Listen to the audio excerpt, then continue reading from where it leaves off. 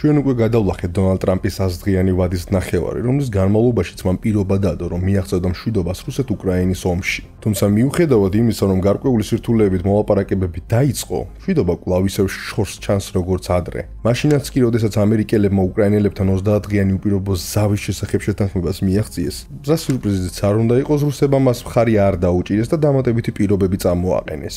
ამასობაში დონალდ ტრამპის პრეზიდენტობის პირველი 50 დღის განმავლობაში მსოფლიოში შექმნილმა არეულობამ ღრმა შედეგები მოიტანა, რომლის ღირებულება უკვე ტრილიონობით დოლარით იზომება. ამავდროულად უკრაინელები იძულებული გახდნენ შეეწყდათ 8 თვიანი ოპერაცია კურსკის ოლქში.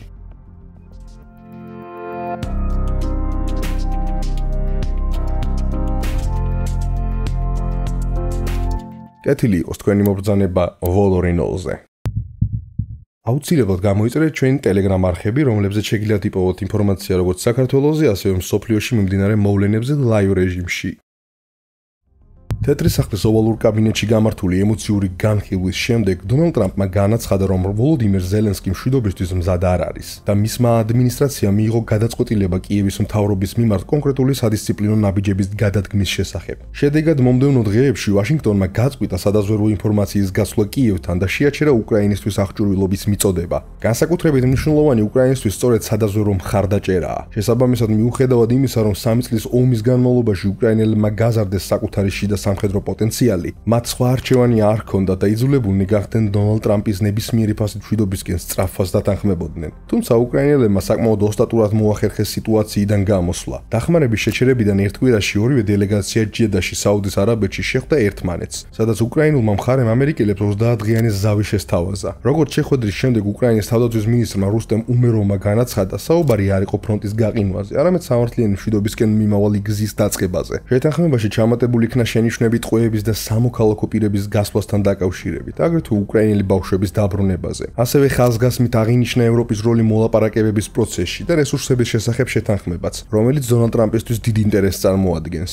ამის პასუხად უკრაინელები ელოდნენ სამხედრო სადაზვერვო დახმარების აღდგენას და მართლაც ამერიკელებმა პოზიტიურად მიიღეს კიევის წინადადება და განაახლეს ადრე შეჩერებული დახმარება. ამავდროულად მათ მიანიშნეს, რომ ახლა ბურთი რუსეთის მხარესაა. პუტინმა ნარატივის დონეზე მიიღო მშვიდობის წინადადება, მაგრამ რეალურად უარი განაცხადა. რუსეთის პრეზიდენტმა განაცხადა, რომ იდეა თავისთავად კარგია, მაგრამ ის უნდა გამორიცხავდეს კრიზისის თავდაპირველ წყაროებს და გრძელვადიან მშვიდობამდე უნდა მიჰყავდეს საქმე. სხვა სიტყვებით რომ ვთქვათ, რუსული მხარე მაშინაც კი, როცა საქმე 30 დღიან ზავს ეხება, მას ისეთი პირობებით აბამს, რომლებიც ომის ზოგად მიზნებთან უნდა იყოს შეთანხმებული და ეს მიზნები არ შეცვლილა. საბოლოო მიზანია კიევის მთავრობის კაპიტულაცია, პოლიტიკური დაქვემდებარება და ქვეყნის სრულად გაკონტროლება. ზუსტად ამიტომ სდებენ მოსკოვში ასეთ პირობებს ზავის იდეაზე, რომ არაფერი არ მოხდეს საერთოდ. ან რაც შეიძლება დიდხანს ვერ მოხდეს. განაცხადა ზელენსკიმ მოსკოვის რეაქციაზე საპასუხოდ. ამის და მიუხედავად ტრამპმა განაცხადა, რომ მას პოზიტიური განწყობა აქვს იმ მოლაპარაკებებთან მიმართ, რომელიც მისმა წარმომადგენელმა სტივ უიტკოფმა მოსკოვში გამართა აღნიშნულ საკითხზე. თუმცა უკვე 30 მარტს NBC News-თან ინტერვიუში ტრამპმა განაცხადა: უზომოდ გაბრაზებული ვარ ვლადიმერ პუტინზე, რომელიც შეთანხმებებს არ ასრულებს, ან რუსეთი ომს დაამთავრებს, ან კატასტროფულ შედეგებს ელოდოს.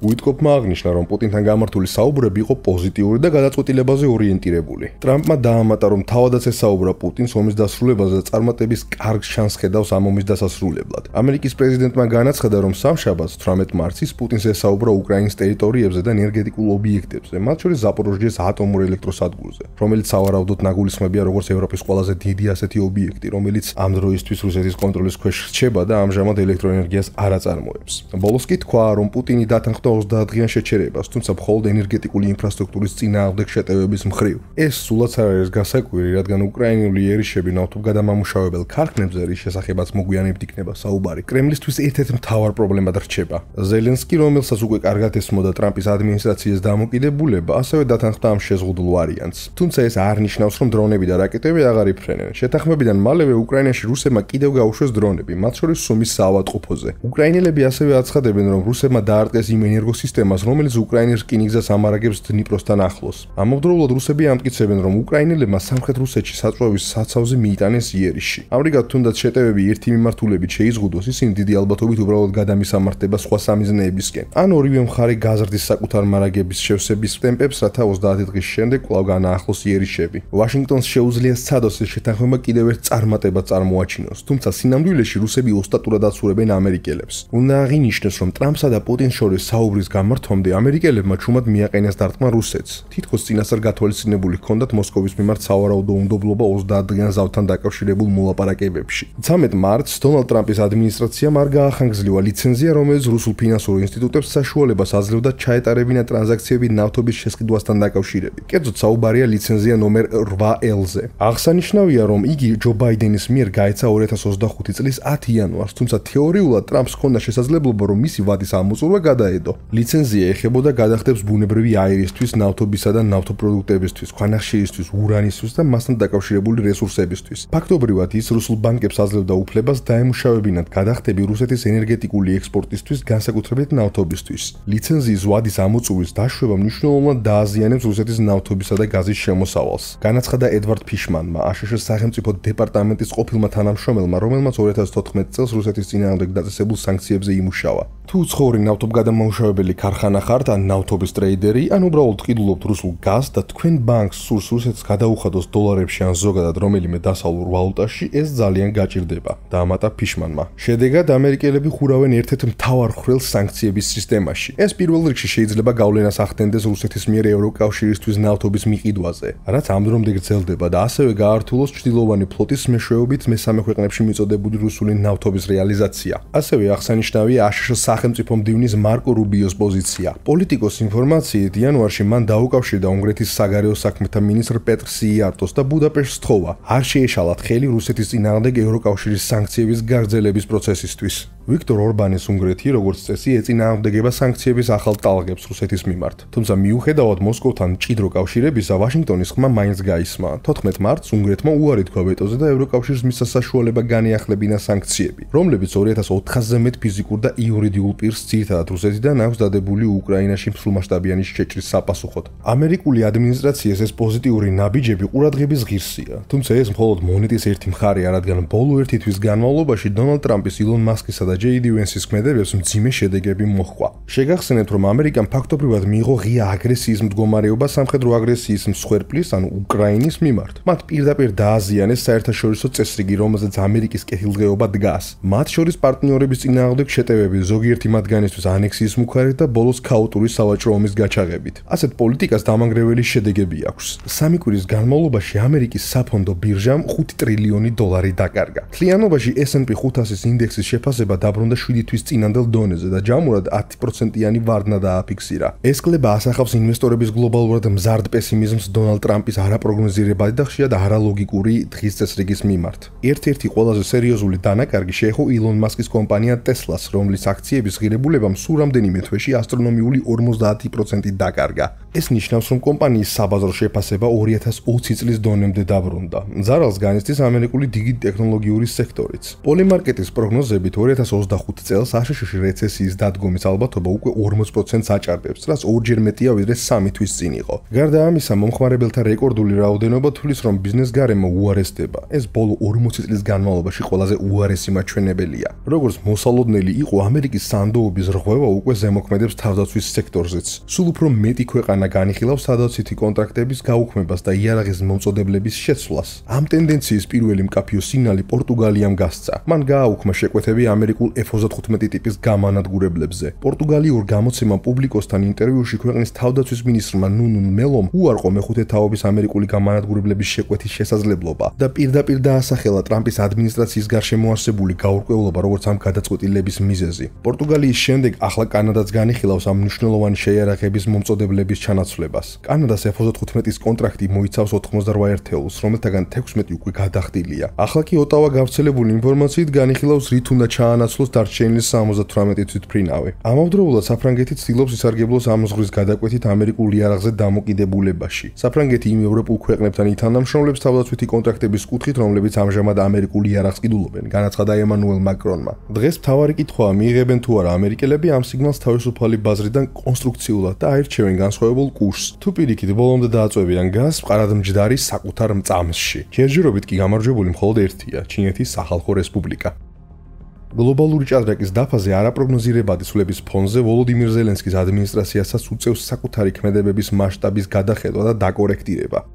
მარტში უკრაინის შეერაღებული ძალების 8-თვიანი კამპანია კურსკის ოლქში ფაქტობრივად დასრულდა. ანალიტიკოსთა თვალით დანახული ამ ოპერაციის შეფასება უღრაზროვანია. დიახ, მან გარკვეული PR წარმატება მოიტანა იმ დროს, როდესაც რუსეთის მორიგი შეტევები ემზადებოდა. ეს კრემლისთვის სერიოზული იმიჯური და პოლიტიკური დარტყმა იყო. ომი პირდაპირ გადავიდა რუსეთის ტერიტორიაზე. თუმცა დამკვირვებელთა უმეტესობა მაინც კრიტიკულად უყურებს კიევის ამ ნაბიჯს. კურსკის ოპერაციის ანალიზში მომხმარებელი თორქილი იხსენებს მოვლენების ფონსა და ქრონოლოგიას. ის ფაქტი, რომ კურსკის ოპერაციის იდეა ბანკოვის ქუჩიდან პრეზიდენტის გარემოცვიდან მოდიოდა 2024 წლის სექტემბერში გამოავლინა პოლიტიკომ. მისი თქმით, პრეზიდენტი ზელენსკი ჯერ კიდევ 2024 წლის იანვარში დაჟინებით მოითხოვდა მაშინდელი შეიარაღებული ძალების მთავარ სარდლისგან, გენერალ ზალუჟნისგან ოპერაციის დაწყებას. გამოცემის თანახმად ზალუჟნიმ უარი განაცხადა, მან ჰკითხა, რა მოხდებოდა მას შემდეგ, რაც რუსეთის ფედერაციის საზღვარს გადაკვეთდნენ. ამბობს ერთ-ერთი წყარო, რომელსაც ციტირებს პოლიტიკო. ზელენსკისგან მან ამ კითხვაზე ცხადი პასუხი ვერ მიიღო. ზალუჟნიმ კი ეს ნაბიჯი ავანტიურად ჩათვალა. წერს თორკილი. მალე ზალუჟნი თანამდებობიდან წავიდა და კურსკის ოპერაციის დაგეგმვის პროცესი დაჩქარდა.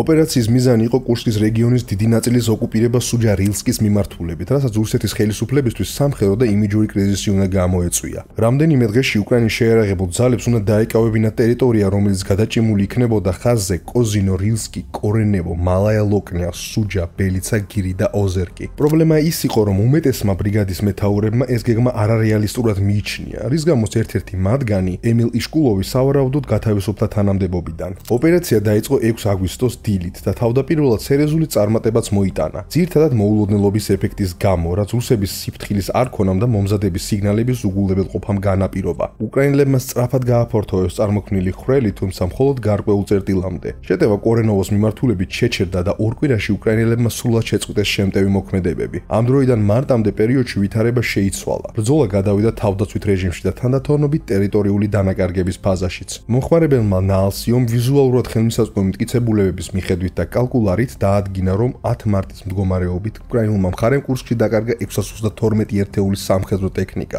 მაშინ როცა რუსებმა ოდნავ მეტი, 712. ამრიგად მოიტანა თუ არა კურსკის ოპერაციამ დაგეგმილი შედეგი, თორკილის შეფასებით არა. მან ვერ შექმნა ისეთი მასშტაბის კრიზისი, რომელიც რუსებს აიძულებდა დონბასიდან მეტი სამხედრო ძალა გადაეყვანათ კურსკში. რუსეთის გენშტაბმა კი მართლაც შეასუსტა ფრონტის ხაზები ზაპოროჟიეს, ჩასივიარისა და ვოვჩანსკის მიმართულებებზე, მაგრამ პოკროვსკისა და ტორეცკის რეგიონიდან არც ერთი მსხვილი დანაყოფი არ გადაუყვანიათ კურსკში. იმის გამო, რომ გენერალმა სირსკიმ უკრაინის შეიარაღებული ძალების თითქმის მთელი სტრატეგიული რეზერვი გამოყო ეგრეთ წოდებული კურსკის ექსპედიციისთვის 2024 წლის აგვისტოს ბოლოს, პოკროვსკის მიმართულებით კერძოდ მიკოლაივკა პტიჩევოს ზონაში უკრაინული ფრონტი გაირღვა. უკრაინამ დონბასის ფრონტის ხაზის სტაბილიზაცია მხოლოდ 2025 წლის იანვარში მოახერხა. კურსკის ოპერაციის მსგავსი უარყოფითი შეფასება გააკეთეს ასევე ემილ კასტეჰელმიმ და ჯონი ჰელინმა ბლაკბერდ გრუპიდან. ბალანსისთვის შედარებით ზომიერი შეფასება გააკეთა ამავე ფრონტზე მებრძოლმა ჯარისკაცმა კოდური სახელით კრიქს ფოშერმა. მისი დაკვირვებები ძირითადად ტაქტიკურ ასპექტებს შეეხებოდა, თუმცა მან ასევე აღნიშნა ელიტური რუსული დანაყოფების, მათ შორის 76 და 106 საჰაერო სადესანტო ბრიგადების ყოფნა ამ რეგიონში, რაც მიანიშნებდა ამდენად მნიშვნელოვან პრობლემად მიიჩნევდა კრემლი კურსკის მიმართულებას. გარდა ამისა, ჭორების საპირისპიროდ კურსკიდან უკან დახევისას იქ ათასობით უკრაინელი ჯარისკაცი არ ყოფილა მომწყდებული, როგორც ამას დონალდ ტრამპი და სხვები ამტკიცებდნენ. ამ კამპანიის სრულ შეფასებას დიდი ალბათობით მხოლოდ ომის დასრულების შემდეგ შევიტყო და მაშინაც კი სხვადასხვა ინტერპრეტაციები იარსებებს. თუმცა ამ ეტაპზე ბევრი რამ მიანიშნებს, რომ ზელენსკიმ და სირსკიმ აირჩიეს გამბიტური სვლა, რომელმაც უკრაინას სარგებელზე მეტად ზიანი მოუტანა.